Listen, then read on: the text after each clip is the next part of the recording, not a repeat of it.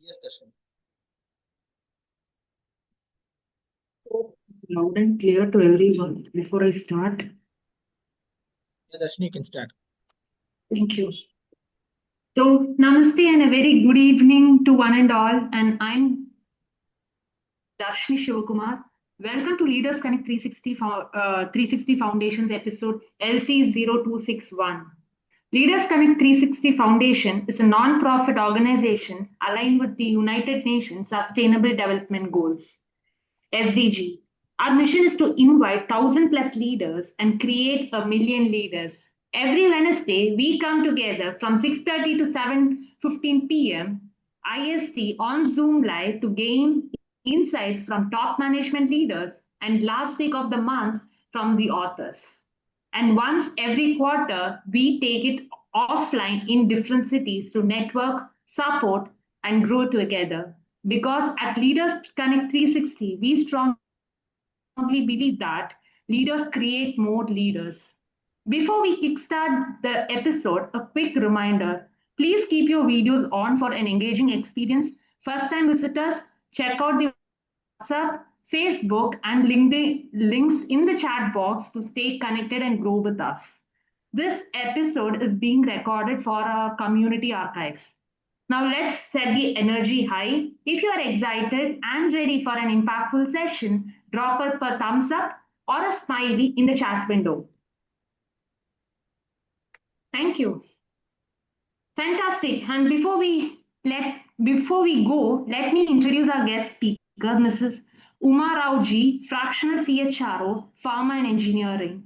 Let me also introduce our moderator, Mr. Pankaj Vyas, Managing Partner, Bija Trainings, who will be interacting with our guests along with our panel discussion leader, Mr. Sreenath S, Soft Skills and Communication Trainer. Without further ado, let's get started. Over to you, Mr. Pankaj. Thank you, Ms. Darshini. Thank you so much. And I'm Pankaj Vyas, Managing Partner, Bija Training, and I welcome you all on behalf of Leaders Connect, the Master Leadership at Bija Training. A special welcome to our guest, Ms. Rao G, for to this episode 0261, and also I welcome our panel discussion leader, Mr. Sreenath. So the topic for today is also very interesting. That is silent burnout at work.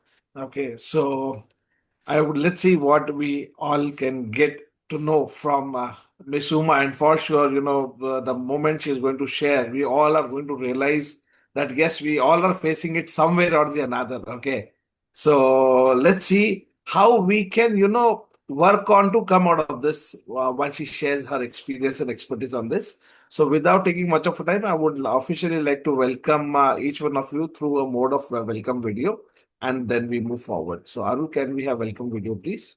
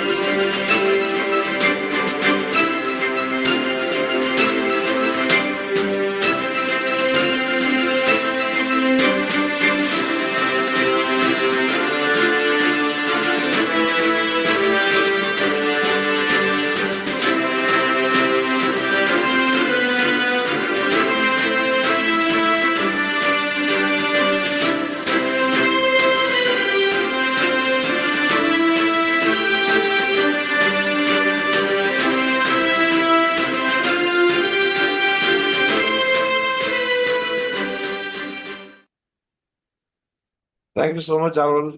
Welcome, Ms. Uma. Welcome, Mr. Sreenath. Over to you, Mr. Sreenath. Thank you so Thank much. you. Thank you Thank so much, you. Pankaj.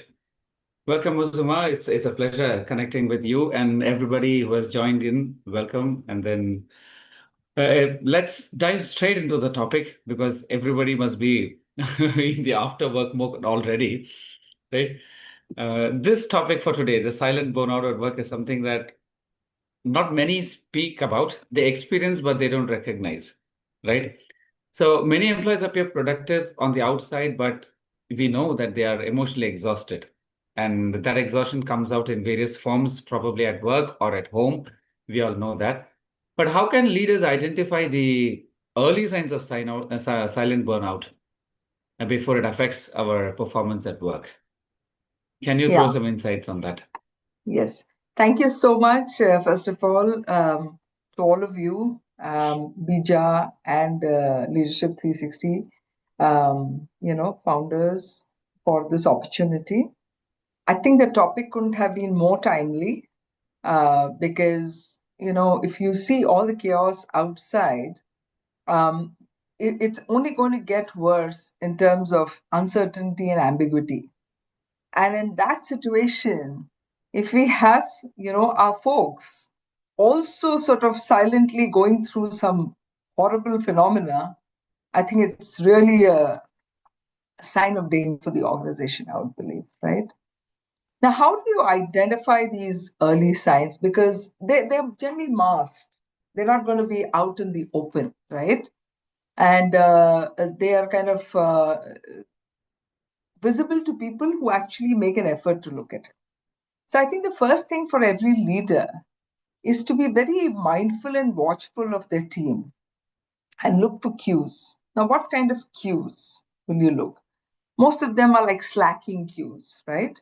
So high performers often mask burnout by working harder, and they kind of mask it. But something else is visible as well if you look closely. So a person who's been very vibrant suddenly becomes very flat, right? Very engaged employee, contributes bare minimum in meetings, or even stops offering creative ideas. That's one signal to look out for. The second is it's not going to be very loud, but it's like a micro withdrawal, as they say.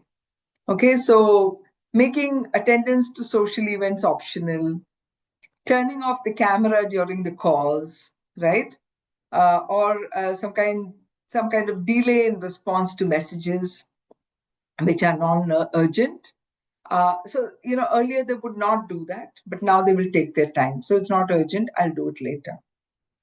Also look out for signals like being very cynical about what's happening around. Right? This is not okay. I knew this is going to happen this way. I always knew that things were moving in this trend. Those kinds of sarcasm in the tone is something you need to look out for. And then they become very, very withdrawn towards work only. Okay, they're not going to share anything personal or indulge in any small talk. It's like come to work, finish your work, move on. I don't want to do any other kind of discussion. So, which tells me that I'm not engaged. I just want to do the bare minimum and get out.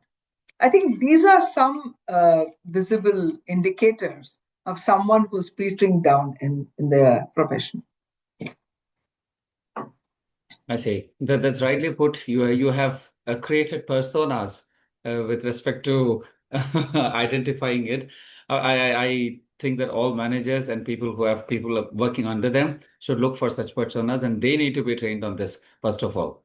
Otherwise, Sure. they will also miss it. It'll be over their head. Since you said this, Sreenath, people management training is going to take the biggest, precedence and importance now, because managing the workforce has become the biggest challenge today with all of the AI and everything else. So yeah, sure. Right.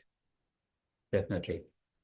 So that since post-COVID, it has become even more. But because of today's technology and the work culture, we always have continuously and always connected work culture. All right. We have the phones with us. We have the laptops always with us. Earlier, it used to be that we leave the desktops at the office and come back home. But now it's not the case. So even if you're going to office, you'll have to carry your office from home to office. All right. That's been the case right now. So, in such a scenario, what kind of boundaries should organizations and employees establish so that we reduce or you prevent the burnout without reducing the actual productivity at work? Yeah, well, see, first thing is, I think we need to be very clear that productivity is not a linear result of number of hours worked. I think if we are in a position to accept this without feeling as if we have betrayed the whole world, a lot of people have this feeling, oh my God, I mean, hours determine everything. So can we sort of shift our thinking slightly to say that, listen, don't just look at the number of hours worked, but, look at what's coming out of that time, right? So that cognitive clarity is required in the leaders to be able to give that space for people to work, right? And organizations now need to really talk about this in their town halls and everywhere to say that, let's move on from always on to intentional availability, right?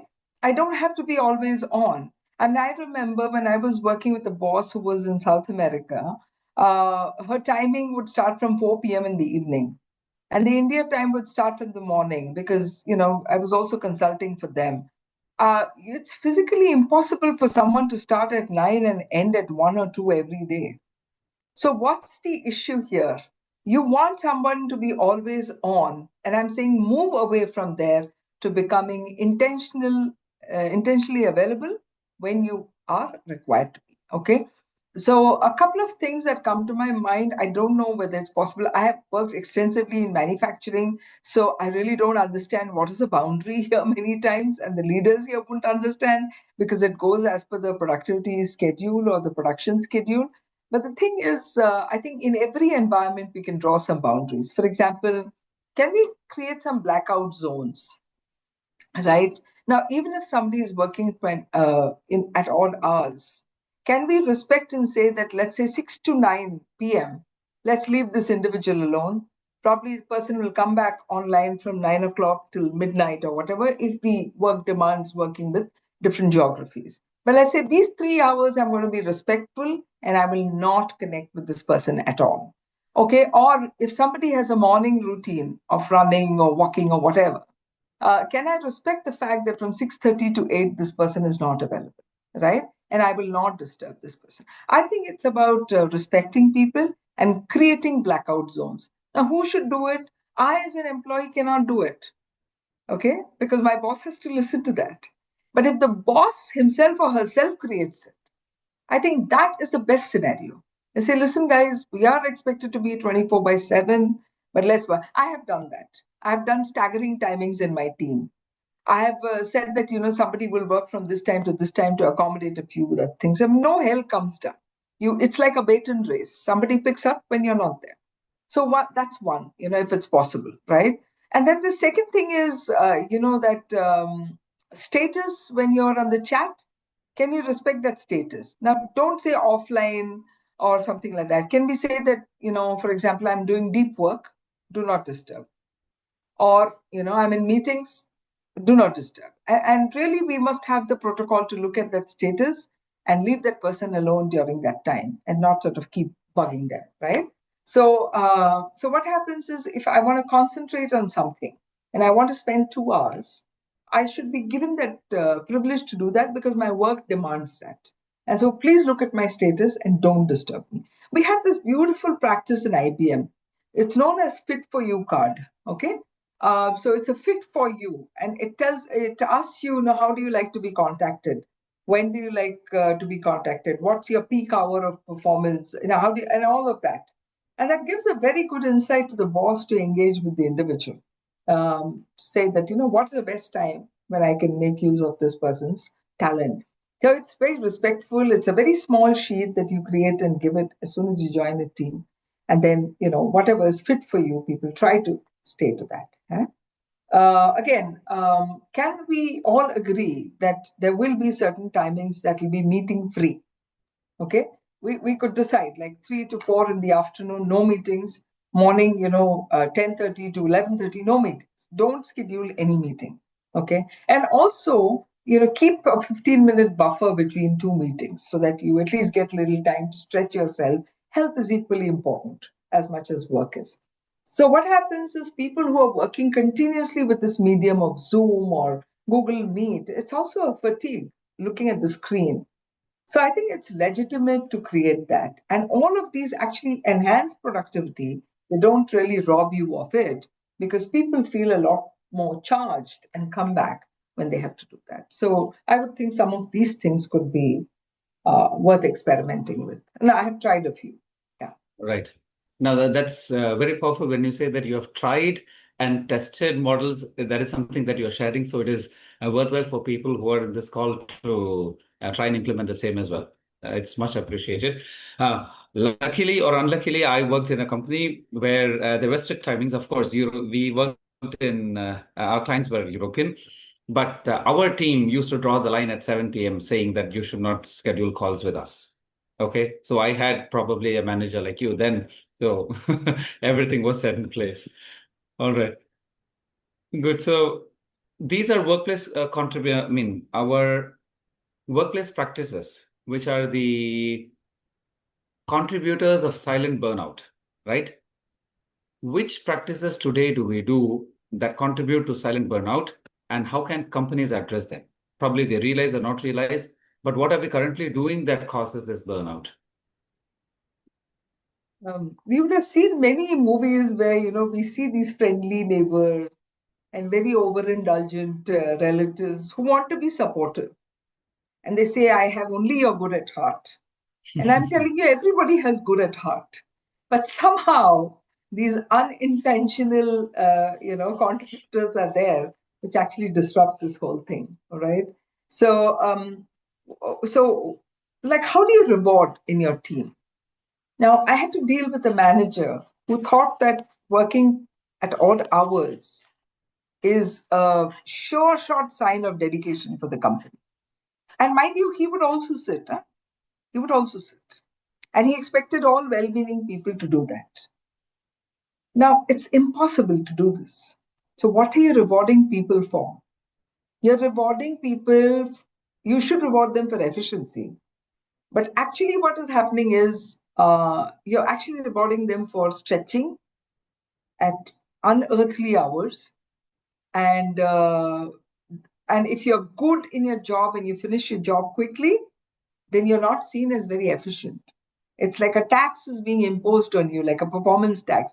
You've done well, you've done your job quickly, and you've gone, but that doesn't go well with this individual because for them, the yardstick is to sit late. Now, Japan also has this culture. People sit up very late. They do not leave before the boss.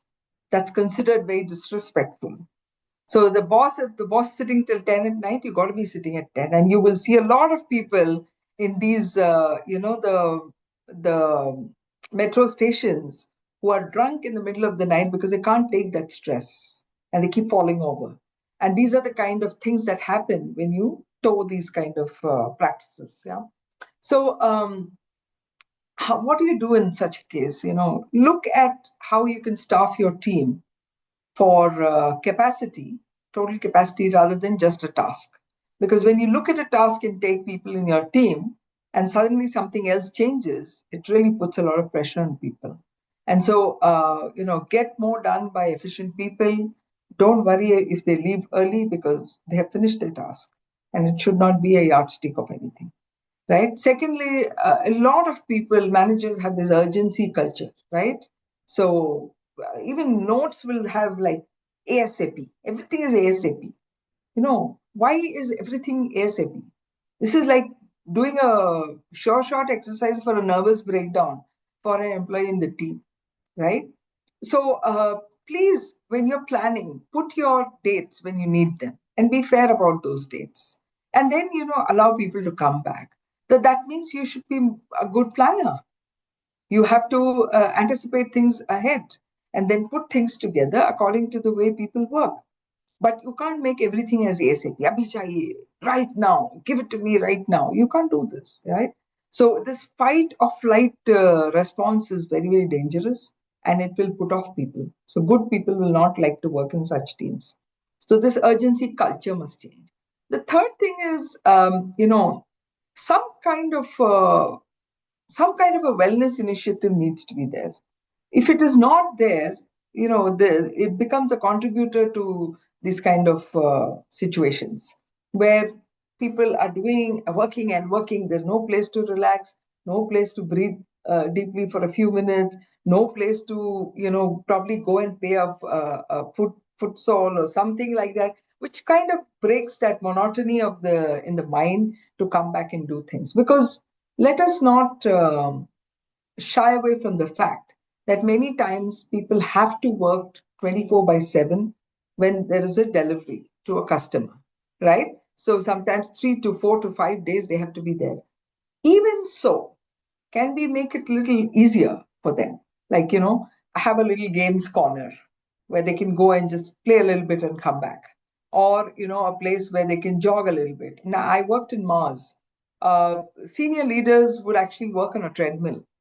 They had a docking station on top of the treadmill, and they'd keep walking and actually do some work there. Or they would define that from this time to this time, I will be walking, and I will finish my walking and come. We have to force certain wellness measures, and if we don't have them, closed rooms, assembly line like work environment, can I just put you off like anything? So you need to do something which gives them that little bit of wellness for performance, if I could put it that. Okay, so you have to fight as a leader to get a little bit of budget for putting some of these things. I mean, I had people who would come and fight with me and say, no, I want a Ludo board there, I want a chess board there, I'm not asking for too much, Uma. These things have to be there. It just becomes a nice little diversion for people. And we actually give it. What's the big deal in doing it? But are you thinking enough as a leader to ask? That's the big point, right? Yeah. Right. That's rightly said. And also the thing about urgency, which is very prevalent in our corporate culture. Absolutely. All right. Yeah. So how can managers create a psychologically safe environment where people feel comfortable discussing workload, discussing stress and mental well-being? Because if they have a problem in today's corporate setup, of course, they show their frustration with their peers. Their peers keep whining with each other about what has happened, but it never reaches the top. What can we do about that? How can managers create psychologically safe environments? Actually, this is a good question. It's also very tricky because many times you're running to meet some goals and you have to do things. So if you're being very considerate, it's possible that things don't happen. So it's not very easy. I don't have an easy answer for this, Sreenath, but let me attempt here. Some things that I have seen work, right? One is generally creating a humane environment at work, right? Where how do you say that? Rigor with compassion, right? I have to achieve it. I know that. But as a leader, what kind of environment am I setting in the team to make them do that, right? Now, many of us in HR, when the appraisal season happens, we like working day and night to put things together, right? People are, not everybody is transitioned into a very sophisticated comp and bench system, which is fully automated and all. A lot of times people are working through the night for a few days to get this whole thing going. Now, what do? Can I say, no, don't go home? It has to be done. We will have all the struggles of information not coming properly, not coming on time, etc., etc. These are realities of life, but you also have a deadline to meet. So, what do you do in such a situation? So, a few things that come to my mind is, if I'm the leader, one thing is I should be with the team. I can't get up and walk away and say, you do all the work and I'll come back and see that. I mean, that's an option. That's an option which I have chosen many times. I said, no, let me be with my team. I be around.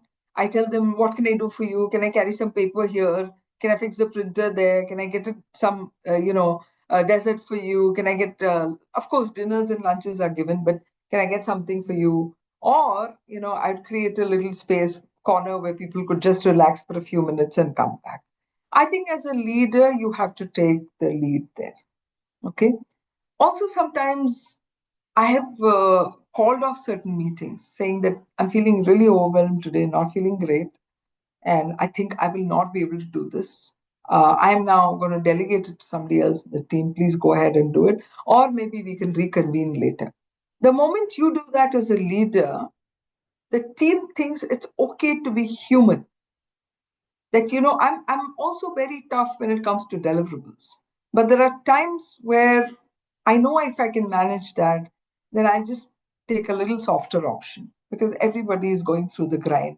I mean, I think as I have grown as a leader, I've understood one thing, Sreenath, and everybody's struggles are tremendous. We don't understand it because we don't see them, but everybody struggles, especially in metro cities and all of that. It's so difficult commuting, coming, nuclear family, taking care of children. Everything is very difficult. All we need to do is be a little compassionate as a leader at that point in time so that, they will put in double the effort, even if you don't want, right? One other good practice I saw was as you start a meeting, we had these green, yellow, and red cards. So, how are you feeling today? So you flash the card that's so green says I'm good, everything is good. Yellow says managing but little tight. Yeah, red would be I really need support. I need to offload. I'm like overburdened and things like that. So I think just asking how people are feeling used to make them feel very, I would say, important. That somebody is hearing them, and so this is something which worked for me. Again, let's try and separate performance from well-being. A lot of times, people feel that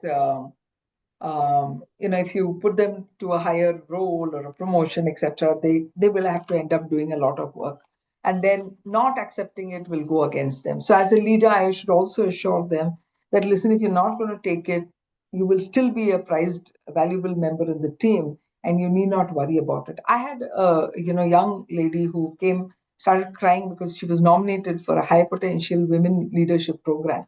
She cried a lot, and I was wondering why she's crying. And then, she said, you know what, if you put me through this, you will transfer me and I'll be sent away from my family and I don't want that. You don't know what fears people live with. So, we need to separate that. So those would be some of my thoughts really. Okay. Really greatly put. Basically, be human and show some humanity. Of course, everybody's going through the same thing that needs to be realized by the boss, Yes, right? yeah, right. True. So, we'll end with this. What are 3 practical actions that leaders and employees can implement immediately, like they can put into practice right away to build a healthier and more sustainable work culture so that they prevent burnout? I think, as I said, as a leader, I think, establish certain rules in your team, which are going to be very important, right? Try and spend that first 5 minutes asking about the person, not the project. That itself calms people down, okay? If there are any mails you want to send late at night, I suggest put a scheduler for sending that because you may have time at night. You're happy to do that, but send it with an alarm which is say 7 o'clock in the morning, so that it doesn't disturb somebody in the middle of the night. Because some people are very anxious. If a boss has said something, they would like to start answering. So schedules delayed send is a good idea because your thoughts are also captured and it also goes at a reasonable time to people over there. What are some of the quick asks of your team that keep coming up, which is not on the JD, and a lot of time is taken away? So see if you can cut that out so that people don't get into this very stressful, urgent kind of situation all the time, right? These are some things I could think of. Again, for employees, they also have to do certain things. One is, please practice a little more transparency. Don't think what will happen if I say nothing will happen. There is always a probability of 50% that it will work well and 50% it will not. And what a shame if you've not explored that 50% that may work, thinking that it's the other way around. I think they have to talk about it, right? I think they must learn to negotiate. If you want me to do X, then Y will take a back seat. I hope you're okay with that, and I'm happy to do this. People have to learn to say that. But what happens many times, we keep on nodding our head and taking everything that comes our way, right? And then we don't perform, and that's the biggest sin because you're actually putting the organization behind by not performing the task and not being transparent about it. So please be a little transparent and make a plan for yourself for the day. Write down what are the things you're going to do. Don't come in the morning thinking that it's a bright sunny day and everything will go well because you have done 10 affirmations in the previous night. No, my friends, you have to be more pointed about the work you have to do. Keep canceling it. As you do it, you'll feel really good. You get a kick saying that I've accomplished 1, 2, 3, 4. And then, that's how it works. And again, take micro breaks. Don't keep on looking at the screen. As soon as you finish with the computer, you start looking at your mobile. No, that's not the way. You really need to take some time off and say, the next 20 minutes, I'm not going to touch anything. I'm going to take a walk and come back, take care of your health, and come back fully rejuvenated, right? I mean, if you look at people in the West, there's something to learn. We have many great things in India, but some things to learn from them. They always make use of their time very well. You will not find them having corridor discussions, discussing about politics, about how the world should be run, how India should be run. They don't do any of that. They do their business and go back. They're friendly and nice, and they're very, very recognizing of any efforts that come. We can do all of that. Why does everybody need to have become a politician at work, right? So some of those things will eat into our time, and these are top of the head thoughts. Right. I'm sure you have many more, but but these are really implementable. And this, when you said the client and the Western countries, something that reminds me is one of my clients used to say that it is especially during the what do you call the Christmas New Year break. Okay, what he says is, okay, everybody take a break because the next year you come, the same problems are going to be there. So so you take the break. That's what he says. Absolutely. And that just reminds me when I was looking after HR in South America. And their practice is 1 week, 10 days before Christmas, the office is locked. Locked. I mean, it's locked. You can't get into that place. Now, how did I know? Because I went down to the shopping area and I didn't get back on time and they locked the office. And lo and behold, I had to run all over the place to get it open to take my laptop and other things out. They said, this is it. You're not going to get into the office. I mean, and nothing happened. That company is doing well. Trust me. Yeah. Very well put. Thank you so much, Ms. Uma, for wonderful insights. It's like you still have a lot to say, but in the interest of time, I think a lot of things have been said and really insightful and on ground implementable things have been said by you. I hope the leaders who have attended today will implement them at their workplace. All right. Yeah. Thank you so much. Thank you so much, everybody, for listening. Thanks, Mr. Sreenath, for having a wonderful panel discussion. And I was very much sure when I started that, whatever has been discussed and shared by Ms. Uma is resonated in each one of us, actually, right? Because everyone might have felt that they have experienced this or they have seen it around them somewhere or the another. So that has been my learning, my take on this. Let's see what people have understood. So let's take a quick quiz, please. And I would like to invite our quiz leader for the same. So can we have our quiz leader, please? Yeah, Akshaya. So I believe you are ready with the quiz question. Yeah, Yeah, thank good. you. That was a very insightful session, ma'am. Thank you for that. Okay, everyone, the moment of truth has arrived. We have all been nodding our heads thoughtfully throughout the session, but now let's find out who was really paying attention. Okay, let's jump into the quiz and see who emerges as a master listener for the day. Phones down, thinking caps on, and let the quiz begin. Okay, shall we start? Thumbs up, please. Yes, thank you. Thank you, Veronica. Okay, question. In the context of silent burnout at work, what is the technical term used to describe a designated space or support mechanism within an organization for an employee who feels exhausted or overwhelmed by work? I'm just posting that question in the chat.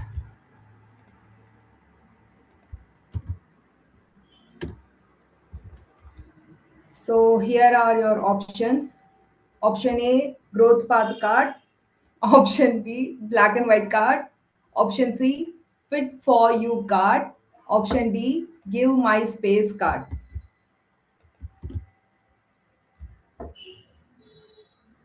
My suggestion, you can share that option also. Check who's the winner, Yeah, who's the winner. We already got some answers in the chat box. Darshini says A, Kalakandan says D, Venkat says D. Even before you share the question, Should I tell the options, right answer all now? that signals. So Akshaya, did you get a winner or not till now? No. No, for the first time it happened that we did not get any winner in initial 5 seconds. Otherwise, there are people who answer in just 1 second also. Yes, yes. So, I think Sukumaran Ji is not here. Huh? Yeah, he joined. He joined little late Bharnika, you're not supposed to answer. actually. That's okay. So you can share, Akshaya, who's the winner? Yes, it's Bharnika again. actually, what happened is, A was there, D was there, B was there. Ah. Then you said no winner. Then only C was remaining. So C is the answer. Oh, it's like that. So C is the right answer. It's fit for you card. Okay. So who's the Wonderful. winner as per you? Akshaya, I give it to you to Yeah, decide. it's going to be Bharnika. Bharnika. As usual. Good, good. Okay, Baranika, so you are the winner. Congratulations. Okay, so you are the winner Thank you for so today's much. quiz. You are a quiz leader, and you also get a opportunity to unmute yourself and ask one question to our guest, and then we can open the Q&A for next 2 to 3 questions, and then we move forward. So, Baranika, if you have any question, please feel free to ask. I'm not having a question, but I want to say one thing, ma'am. If you are has a, if you are having in a company or we are present around you, we will be always be happy and we will not be feel the burnout. I think so, ma'am. I'm a tough taskmaster also, by the way, but I also have spaces for having enjoyment. Yeah, both are required, right? Good, I good. said rigor with compassion. Yeah. Yes, Right. that is must actually. So good. So Baranika, thank you so much for sharing your thoughts. We open the forum for quick 2 questions. I will just check if there are any questions. Please help them to ask, and then we take forward. Yes, we have one from Sneha. Yes, Sneha, you can. Yeah, you can unmute yourself and please ask the question. Good evening, ma'am. Good evening, everybody. Very good Ma'am, evening. wonderful session. And thank you for such, takeaway that we have been taking along with us. And we can really offer it alongside or to others as well so that they may improve their life. And I would really like to ask that what is the role of communication over here? When you show the empathy and that in that services in among your employees, but what is the role of communication then it becomes to get the job done? Uh, is it not been taken it down as leniency or something like that when you be empathetic to others? Yeah, it's a good question. Empathy, what is empathy? Empathy is ability to understand what the other person is going through, right? It's not necessarily what you think is the right thing, but what is that person going through? That's very important to understand. Secondly, when you talk about communication, now let's say, I have a person in my team who has just had a bereavement in the family and has come to work, and we are against some stiff deadlines. Now, can I tell that person not to think about the departed soul? Could be a mother or a father or somebody very close. Can I tell them that? No, I can't. Because it will keep recurring. It's very fresh in the memory. But I also have to get my job done. So what should I do in that case as a leader? One is, I could just spend a little bit of time saying, how are you feeling? What's happening with you, right? Just have a little coffee with that person and make that person feel calm. And then that's where the role of communication comes, where I'll say, by the way, we have to deliver this. This is our timeline. I know that you're not in a great place mentally when it comes to this, but I also know you're the only person who can do this. So I really need your help at this stage to overcome this. And finish this quickly. If you want to take a little break for 2 hours, go ahead and do that. but let's try to do it. I mean, I'm counting on you for your support. Have I The been magical empathetic? words over here. Do the wonders, ma'am. I've been empathetic, hopefully. I understand. I also am not telling them not to think about it. I'm telling them that, I need their support right now to deliver. So I think that is, perhaps some ways in which it doesn't work as smoothly every time, but you have to keep trying. Thank you. Thank you so much for the wonderful answer. Thank you. Thank you. So, Arul, I have one more, I believe one more we have question. Darshini. Yeah. Darshini is there. Yes, Darshini. Yeah, you can talk. First of all, ma'am, thank you for that so much of insightful session, because every question, the way you answered had a lot of insights, first thing. Secondly, my question is, burnout is discussed in a lot of platforms in different ways right now. So my question to you right now is, what are the red flags when it comes to a burnout? What are the red flags we need to keep a watch out? And how can it be handled because of work and a lot of different priorities and commitments? What is your take on this? And I had alluded to this at the start, and I will probably just repeat a few of those. One is, look for the energy levels in people who have been your high performers. If it has dropped for some reason consistently, one bad day is not, the one to decide. But let's say in 3, 4 meetings you've seen a trend, then you know something is wrong here, right? Again, a person who always raises his or her hand to do various things now is not raising hands. I'll be a little worried as to why the person is doing. Third thing is, again, if somebody was doing beyond their work and now is only focusing on their work, so technically you can't pinpoint any mistake on them, but they are not willing to do anything more. I think these signs really come, or somebody who's become suddenly critical about organization, things, etc., then you know that something is gone. Something is switched off. This person is not in the elements that he or she used to be. And that's where, you should really take care and start looking at what's happening. I hope you've been answered, Darshini.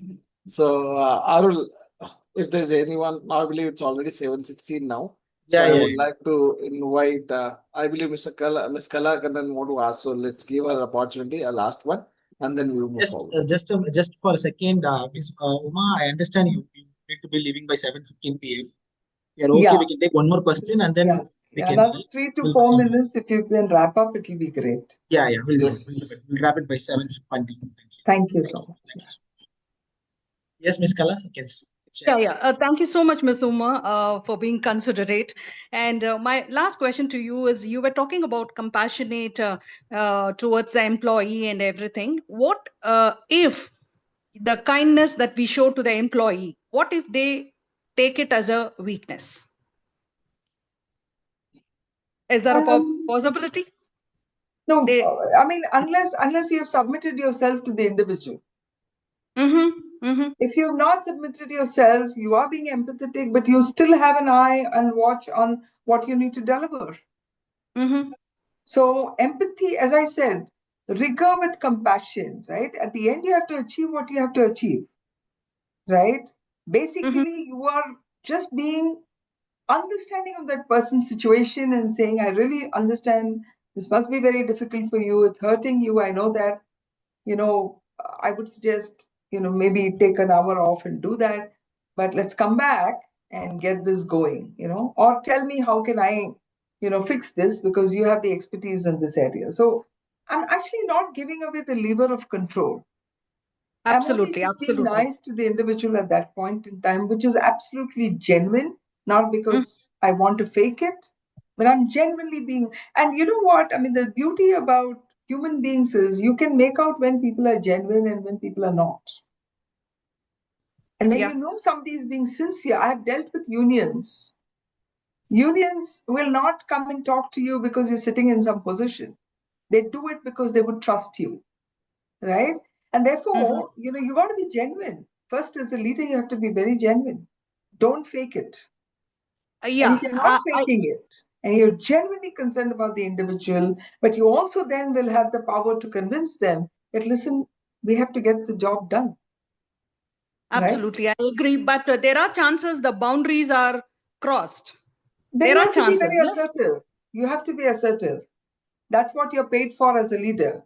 You're not paid to pussyfoot.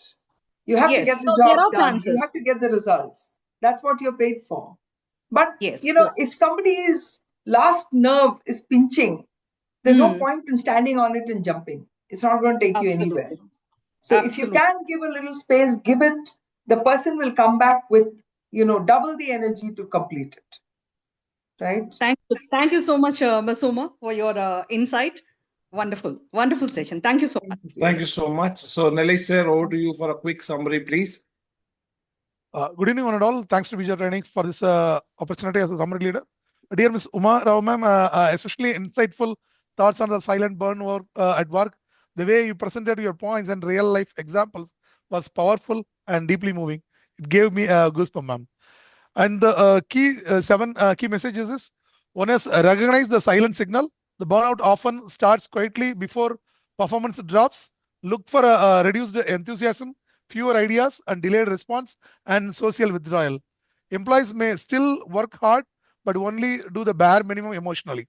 The second, the respect boundary, not just deadline.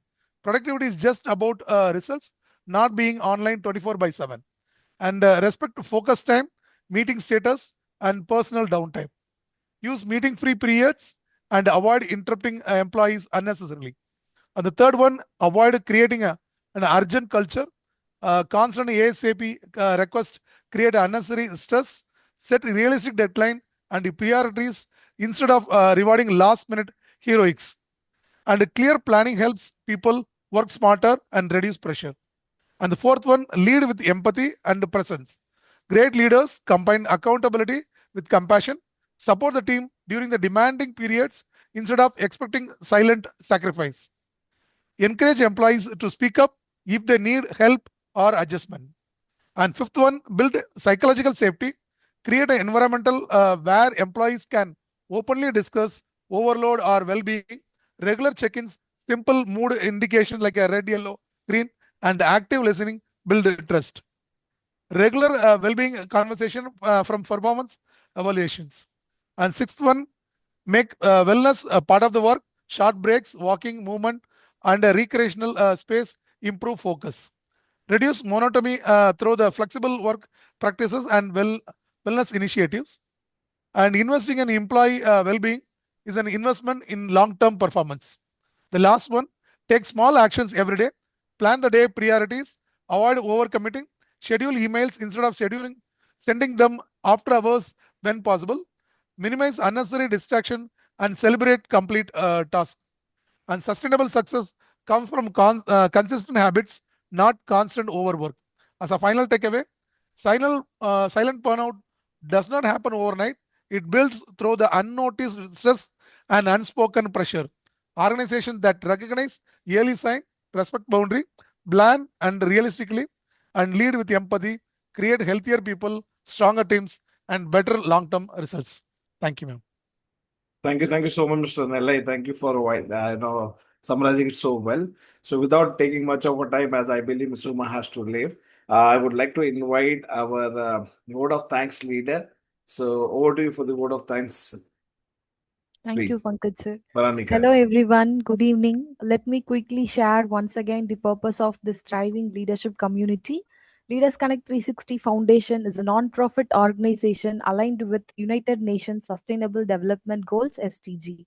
We are a hybrid model leadership community bringing together leaders every Wednesday from 6:30 p.m. to 7:15 p.m., where experts in their respective fields provide solutions to real-time leadership challenges, just like the valuable insights we received today from our esteemed guest, Ms. Uma Rao. I extend my heartfelt gratitude to our distinguished guest, Ms. Uma Rao, for her thought provoking perspectives on silent burnout at work. Thank you so much, ma'am. My sincere appreciation to our inspiring panel discussion leader, Mr. Sreenath, for guiding the conversation with clarity and purpose. Thank you, Sreenath. A special thanks to our dynamic moderator, Mr. Pankaj Vyas, for seamlessly anchoring today's session and keeping the discussion engaging and impactful. And now, as a small token of our appreciation, we We present a special thank you video to express our gratitude. Thank you all for being a part of this meaningful episode. See you next Wednesday. Until then, keep leading, keep learning, and keep growing. Thank you so much. Thank you, Baranika. Thank you so much. Saru, can we thank you, buddy? Thank you, Pankaj sir. Thank you, Rao ma'am. Thank you, everybody. Thank you. Thank you, ma'am. Thank you.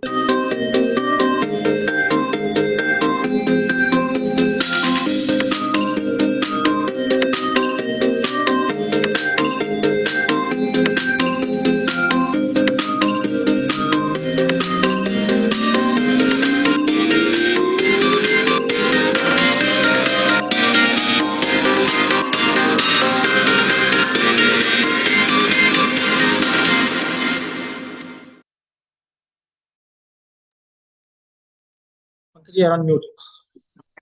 Thank you, Ms. Uma. Thank you. Have a Thank great you, evening. thank you, Thank you. Thank you so much. Bye-bye. Thank you, Right. Thank you. thank you all for Thank you joining for today's insightful episode. Let's session. connect for the next week. Thank you.